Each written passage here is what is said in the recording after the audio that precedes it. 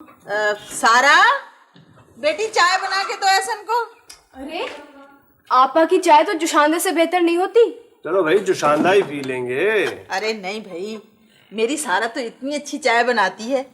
और ऐसन मियाँ, मेरी इस बेटी में तो इतने गुण हैं कि जिस घर जाएगी उसे जन्नत बना देगी। जी हाँ, माशाल्लाह साफ नजर आ रहा है। वैसे ऐसन मियाँ जी चाची, मैंने सुना है कि जीनत आपा ने कोई लड़की देखी है तुम्हारे लिए। लो ये पान खाओ।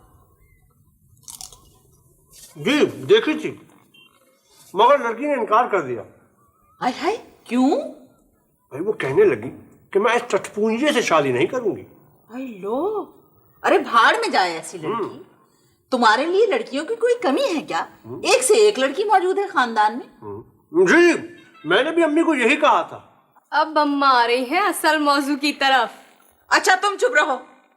ए भैया, मैं तो इस लड़की के सामने बात करने को तरस गई हूँ। वो मैं देखता हूँ, शायद सारा ने चाय बना दी होगी।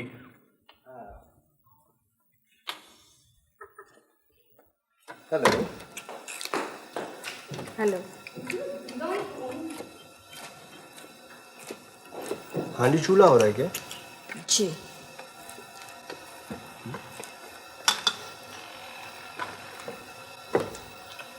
ये तुम लड़कियां सारा इनकलाब और नजरियात हांडी में भून के खा जाती हो। ये जिंदगी की जरूरियात हैं जनाब। जी, जिंदगी की जरूरियात ही नहीं है, बल्कि तुम लड़कियों की सरिश्त में शामिल है।